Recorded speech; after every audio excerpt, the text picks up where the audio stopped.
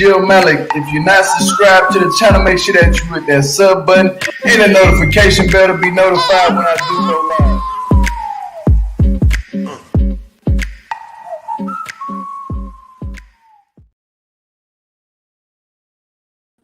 Like, comment, and subscribe. Hit that notification bell to be notified anytime we do go live. Feel free to contact Gio on Instagram at Gio_said_it. I am Kat and the co-host.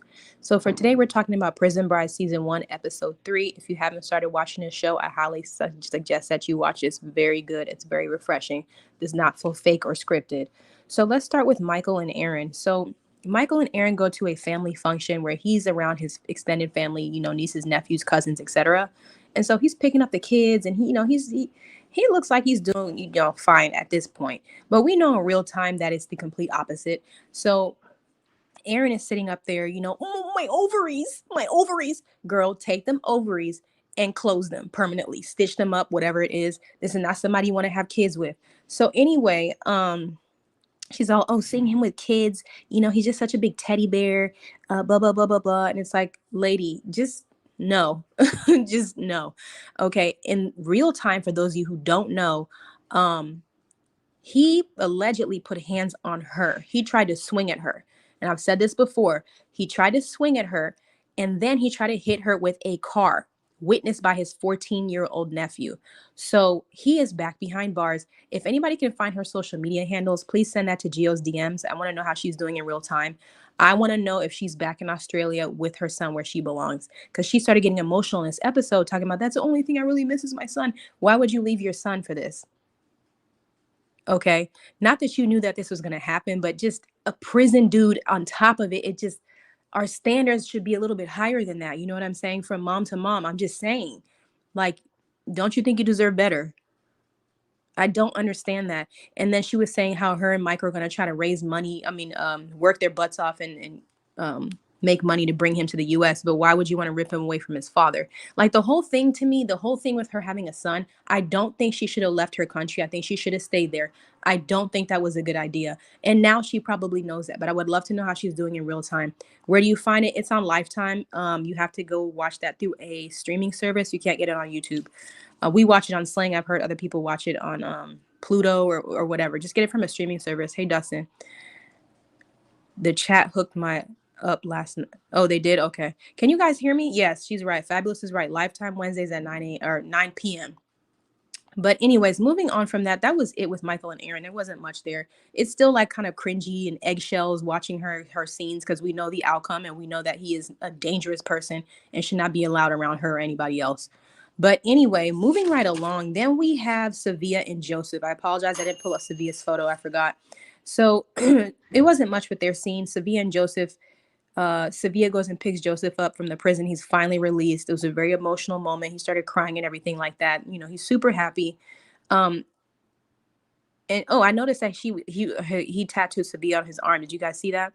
So they get to the hotel, or actually before they get to the hotel, they go to the gas station and buy a bunch of snacks, and the total is like $37. So he's all, I didn't know how expensive everything was. I've been I've been in jail for 11 years. So he was like, he buys her a little paste or some kind of junk food in the shape of a heart, be my Valentine or something like that. But he racked up $37 in that place. Like, I was like, oh wow, it's like a kid in a candy store. Yeah, I like them too. I think he's really freaking funny, and I like Sevilla. I think she's really pretty, and I like that she's not like just trying to come to America. You know what I'm saying? She's all, no, he needs to come here. I like that she's not trying to leave her home. I get it. I like that. So in real time, the update on Joseph is that he's recently celebrated 1 year out in real time. So congratulations to you, Joseph. And he is still with Sevilla. They're still pursuing a relationship long term.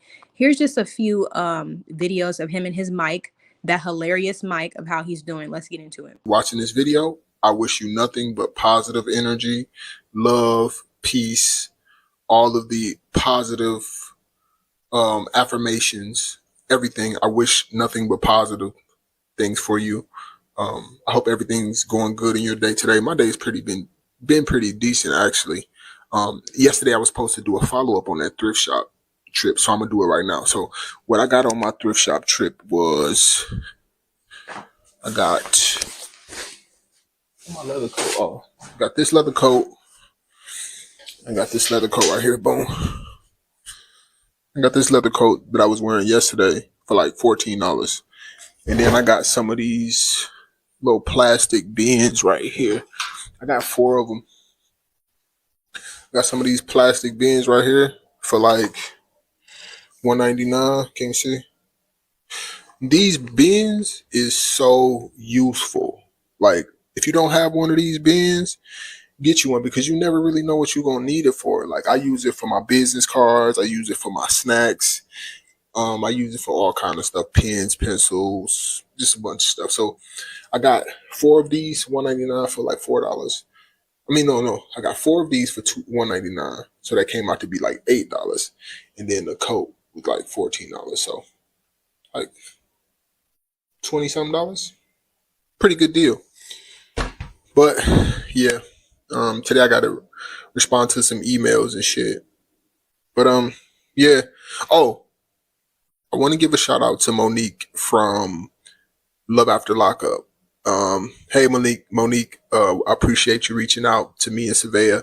We just got to stay supportive of one another. No matter what happens with our relationships or whatever, like, it's okay. You know, it's perfectly fine for complications to arise. If things don't work out in relationships, that's okay too. Sevilla and I are trying our best to make sure we deal with whatever complications come our way, but at the end of the day, we are all human beings, and none of us are perfect. So, you know, I love all y'all. I'm gonna keep posting. My video is gonna be kind of weird because I really don't be knowing what to post. So, y'all, I need y'all to, if you're watching this, ask me some questions. Send me some questions about prison. If you want me to shoot some TikToks answering questions, like, I need help. Give me some topics. Ask me anything about prison. Ask me anything about my life. Can't ask me too much about the relationship because I can't tell you everything about my relationship because of the show. But just hit me up. Like I said, I'm confusing with this TikTok stuff. So as I grow and as I continue to post and, just try my best to be vocal and transparent, I'll stay on here. But yeah, peace and love, man. Y'all stay focused. The word of the day is listen. Like, listen. And by saying that, I mean, don't just listen when you're in a conversation. Listen to what's happening around you. A lot of us, we are watching what's going on. We see the media, we see different things happen in our communities, but listen to exactly what the community is saying. Listen to what the children are saying. Listen to the trends that are permeating throughout your community. And that will tell you a lot about the people you are living around. And it may not make sense right now, but listening, using your eyes to educate you is one thing, but using your ears is a whole nother story, because a lot of times we learn by the things that we see, and we don't pay enough attention to what's being said.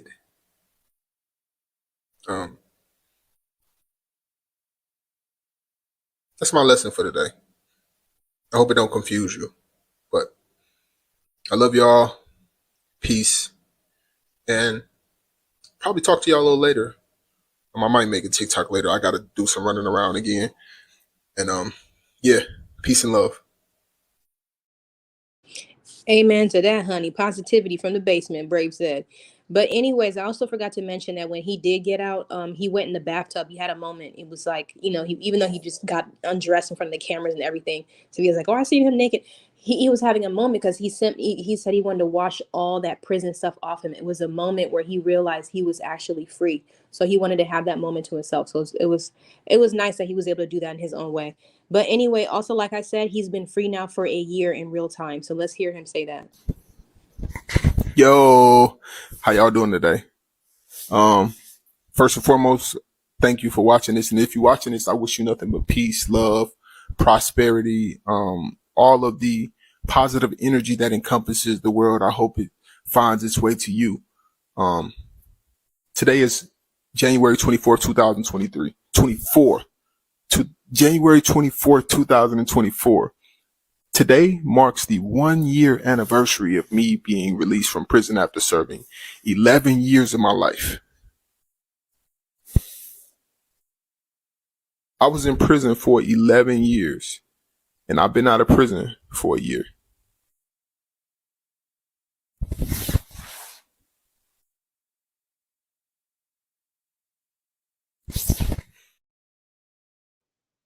Yep. So you guys here, congratulations, Joseph. Stay on that path. Continue doing what you're doing because obviously it's working for you. Moving on to the next couple, Emma and Curtis. Emma and Curtis, the lady from London or the UK or whatever, the postal worker, she fell in love with this man named Curtis. So she's about to go to the US to go see him. And before she goes there, she's like, oh, I got to get me some Botox. So she goes to her friend who happens to work there. So I don't know if her friend gives you the hookup or whatever, but she was talking about how she's addicted to Botox. So she goes get her face done or whatever. We find out that Kurt has 2 kids, and she's going over to the US to get married on this particular trip. So in real time, if you guys follow her, and the update on this is that he's getting out in March. So he's getting out pretty soon. So she's holding him down. She's still with his wife, she's still going to be his wife, etc. So she also mentioned that she's going to need a spousal visa. And I found this kind of interesting, like how that even works with somebody who's incarcerated. So the question was asked in one of her lives, and I'm going to play that for you. So their marriage was in and out, done in 15 minutes. Okay.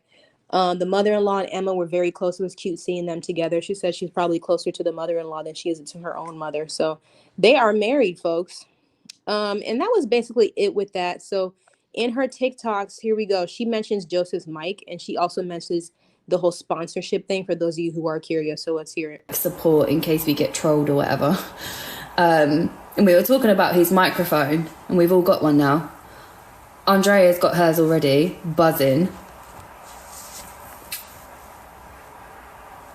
Ow! To be my sole sponsor, so I had to have a co-sponsor. Your co-sponsor can be like family.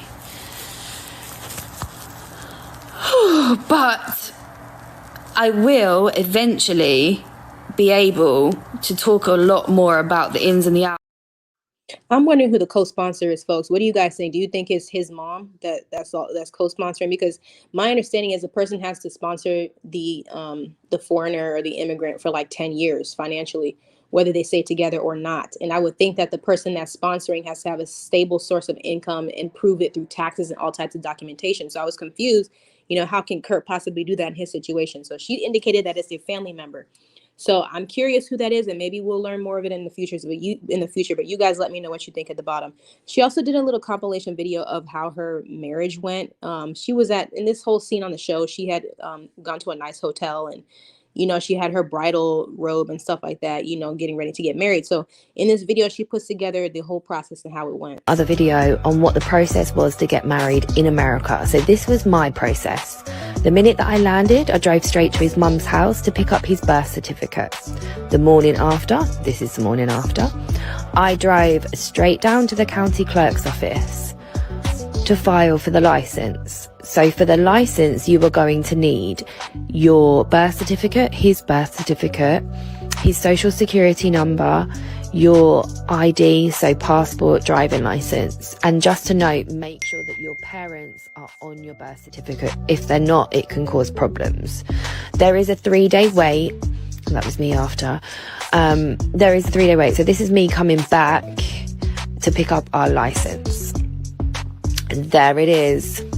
After that, the night before the wedding, I took myself down to downtown Detroit, where I was checked into the most amazing hotel, straight up to the top floor. I think you've seen the room. It was on my other video. Honestly, it made me feel like a bride, I guess, because nothing about what I was about to do was normal. Got some room service, finished my vows because I hadn't done it literally. Got myself a little hot tub, champagne, got in my bridal PJs. and went to bed. This actually, just for fun, I put these in here. These were a couple of the outfits that I was going to wear, but everything that I ordered was too tight or too see-through, so I ended up just going for the white jumper. But fun fact, I actually made my wedding shoes, so yeah, I jazzed them up before I left for my trip, and this is what I actually wore on the day, but I actually got made to change. That was the ceremony, and this was me married. I still can't believe it. Like, what the hell? And these were the pictures that I sent my friends and my family before I put anything on social media directly after. I still can't believe I am a whole wife, but if anybody has any further questions or how to obtain birth certificates if you don't have one, etc., shout me. And this is how I spent. I am so excited. I'm about to film for a podcast that I never ever thought that I would ever be on. And I can't wait to share it with you lot. Oh my God. Okay, yeah. So you guys saw her special day, and the podcast she's referring to at the end is the Tamron Hall show. She was on there recently. But congratulations to them for being married, and congratulations for him about to be out. Hopefully everything goes well. Her entire social media page looks like a walking paid endorsement deal. She seems like a sweet girl so far. I don't, I haven't seen anything negative or anything, but she seems like a very nice person. So we'll see what happens as their season continues on, and the new season 2 starts in March as well. So that was that with them. She gets married, and that was basically it. So yeah, good for her for making it special. So our new couple that we met is Jessica and Craig. Jessica is 29 years old. She's from Brisbane, Australia. She says she's an insurance broker. She is with this man named Craig, who is 35 years old, from Wichita, Kansas. He's in there because of attempted aggravated robbery. He served a 10-year sentence. So he was saying in his scene that he was incarcerated or in trouble from like the years 12 to 35. So he's pretty much been in and out of the system his entire life. Throughout those years from 12 to 35, he's only been free for 3.5 years. So that to me, I'm just like, wait, hold on. Why is he having such a hard time? Like, why has he been in so much trouble his entire life? So Jessica's saying she met him on, well, they're currently married. She says she met him on social media, on a pen pal site. So when he was about 6 years in his bid, they met each other, and he was saying how he had like 20 different women contacting him. So that too, I was like, wait, so 20 women contacted you and you chose Jess? Like, I'm not saying anything's wrong with her. I'm just saying, like, why are so many women hitting you up? Like, what? So anyhow, now he's, after the 6 years, he's in a work release program, which I thought was really nice. I didn't even know these kind of programs existed. I'm not too familiar with prisons and stuff, but he's currently a welder at this work release thing. And it's like, wow, he said he saved $35,000. So even to get her over here from Australia, he paid for her flights, he paid for her stuff, he bought her a car, he got it, you know what I'm saying? Like, he's paying for a lot of this stuff. So I was like, this is really good. Like, this maybe will help him stay off the street or stay off whatever trouble he was in. So at the time that this was filmed, they indicated that he'll be out in 2.5 months. And then he said when he did meet Jessica, he spent over $20,000 in 3 years just talking on the phone. So this man is obviously making some money over there in this work release program, but he spent a lot of it on her. So as of now, they've been married for about 2 years. They were married in prison. She was showing how she edited the pictures because it looked kind of, it was strange, having them be married in the prison. The pictures looked the way they look. So she edited the pictures to make it look like they were in a garden or something like that. So he helped pay for her visa. He moved her over here to Kansas before they even met. So, but she visits him every single weekend. And that's that. They seem like a nice couple so far. They seem like, they really love each other and stuff like that. I'm wondering if she has any children. That wasn't indicated. But the tea on Miss Jessica and Craig, she was on social media. And this is thank you to our inside source for providing this. But she ended up putting her social media on freaking private. So she basically indicates right here that he is on a parole violation. She says here, he's in the county jail. I think he'd be released next week, but I really don't know for sure. He's on a parole violation hold at the moment. Then he will have a court date in January. So that man is already back in trouble. You going in and out from the years of 12 to 35, pretty much your whole life you've been in and out, and now you're like this closest to freedom and you did something already. Like, what? And then she puts this long post over here. I'm not going to read it. You guys can pause and read it if you're interested. But she was saying how he did 10 years, and, as a combination of him doing so much time plus his childhood trauma, he still had his ups and downs getting out. It's hard for him. He was just having ups and downs, ups and downs. So she was saying at the very end, like, the system is designed to punish and not help, and that there's all these flaws in the justice system. So I don't know exactly what he did to violate his parole, but it doesn't look too good. For him to be this close to being out and not actually being able to get out. That's sad. But that's that with those two. Moving on to Twitter time. Wait till he finds out the Big Mac costs $10 or whatever. Oh, I know. He's going to go crazy. The way he spent $37 at a 7-Eleven or a gas station or something. Joseph acting like he got locked up in 1925. You didn't know gas stations sold a lot of stuff? I'm screaming. LMAO, me, anytime someone says they're family orientated. Why do people keep saying that? Isn't it oriented, family oriented? And I know this is probably Emma and Michael Sr. they're talking about. I liked Erin until she said she left her young child back in Australia to be with a man. Yeah, that made me look at her funny as well. I completely agree with this comment. Like, there's no way. You moms in here, tell me if you would leave your son in a completely different side of the world to go be with a man, nonetheless one that's been in prison. This woman can barely open her eyes, but you're going to let her inject you with fillers in the face. I'm freaking screaming. He's not good with you, and that should make you lock up your ovaries. Yeah, I mean, there was red flags before the whole DV incident that occurred, the way he did what he did to her. There was already red flags there, so she shouldn't even be talking about no ovaries. Like, I cringed when she started talking about her. My ovaries. Oh. Like, no. Okay, but anyway, that was it for Prison Brides Season 1, Episode 3. I've seen him naked. Like, comment, and subscribe. Hit that notification bell to be notified anytime we do go live. Let me know in the comments what you think about this episode. We will be meeting a new couple next week, Gabby and Jamal. We'll be getting into that as well. Like, comment, and subscribe. Hit that notification bell to be notified anytime we do go live. Feel free to contact Gio on Instagram at Gio_said_it. And again, my name is Kat, the co-host. I'll be logging off at this point. Have a good day.